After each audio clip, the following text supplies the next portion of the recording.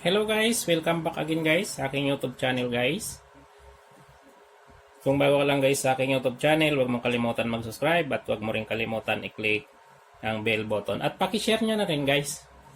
Maraming salamat pala guys sa aking mga subscribers, sa aking viewers, sa aking English viewers at to my English subscriber. Thank you so much. Ngayon guys, i-check natin yung compressor, how to check bad compressor and then good compressor. Kung ano guys yung pagkakaiba nila sa reading, sa resistance. Susukatin natin guys yung resistance nila sa pamamagitan nitong clamp meter. Ayan siya guys. Kung ano yung pagkakaiba nila guys sa reading. Ito guys yung bad compressor. Tapos ito naman guys yung good compressor. I-reading natin to guys kung ano yung pagkakaiba nila.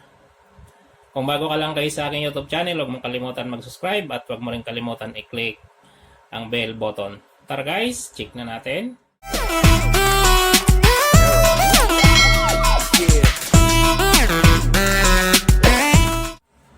Ayan guys, para ma-determine natin kung ano ba ang pagkakaiba nila sa reading. Susulat muna ako dito ng yung sa terminal. Ito guys yung good compressor. Good. Ano natin to guys? Common to start, common to running, and then running to start. Ayan siya guys. Tapos ito naman guys, yung isa.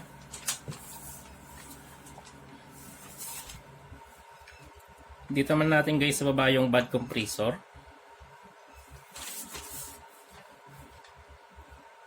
Ganun din guys yung procedure.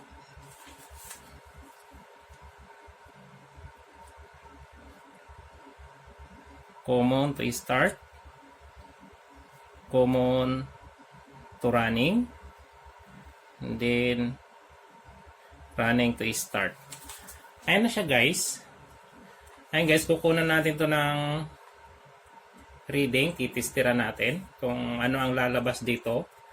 Kung ano ang pagkakaiba nila guys, yung bad compressor at saka yung good compressor. Ayan siya guys, yan yung terminal guys ng compressor. Ito yung terminal.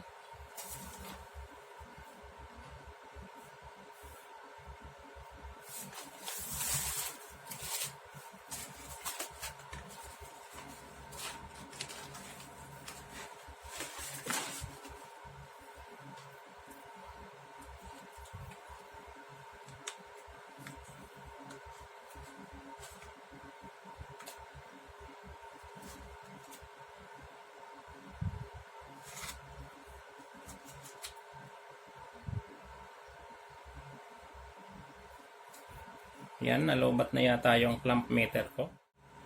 Yan guys, so unahin muna natin tong good compressor.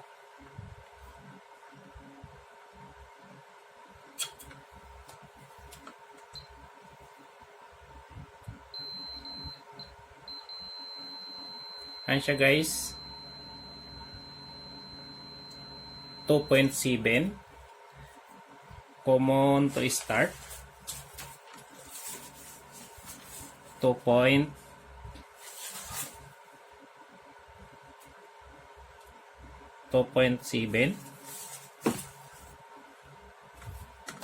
tapos common to running,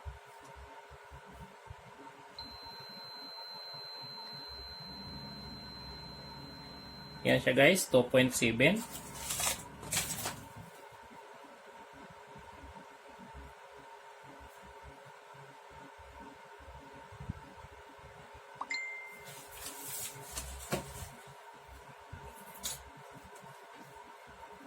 Tapos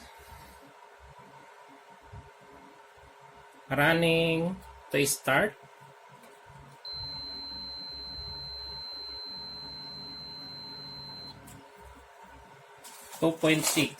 Running to start.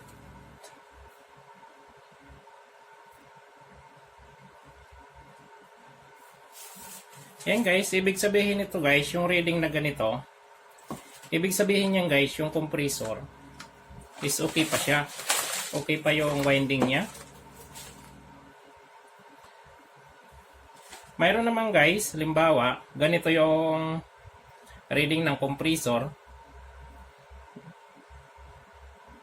Ganito yung ohms na detect ng tester, compressor. Pag mechanical problem guys,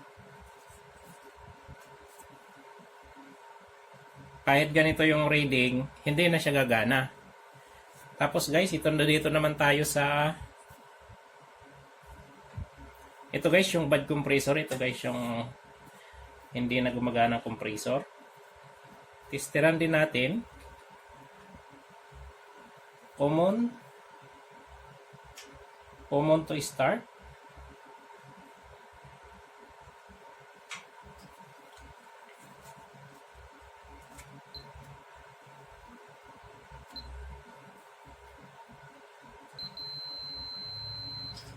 Ayan guys, mataas guys yung reading, 10.3.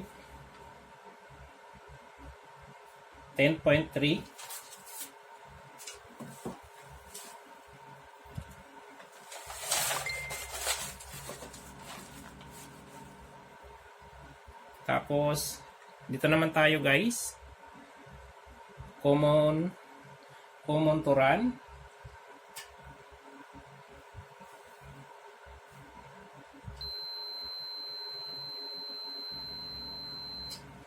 Ayan guys, common to run.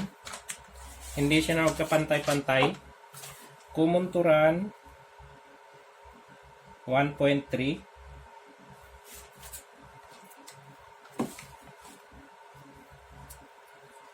Run to start.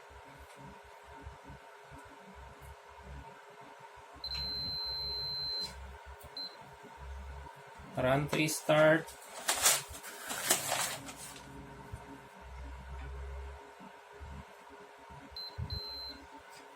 Yun. Yan guys, ang taas. Run to start 26.3. Yan guys, ito guys yung pagkakaiba ng reading ng compressor. Yung good compressor, halos magkakalapit lang sila. Yung reading niya. Tapos yung bad compressor, ito guys, matataas. Tapos yung common to run, naging 1.3. Yan guys. Yan guys, yung pagkakaiba ng reading ng bad compressor at saka yung good compressor at saka yung bad compressor, para guys malaman natin kahit papano kung ano ba ang pagkakaiba nila. Yan guys, maraming salamat. Hanggang sa muli, maraming salamat sa panonood ng aking video. Kung bago ka lang guys sa aking YouTube channel, huwag mong kalimutan i-subscribe at huwag mo rin kalimutan i-click ang bell button. Shoutout guys sa aking mga English subscriber at sa aking mga viewers guys. Thank you so much. Salamat guys sa patuloy na may nagsusubscribe sa akin, sa aking YouTube channel. Maraming salamat sa inyo. Yan guys, yung bad compressor at saka yung good compressor. Yan siya guys.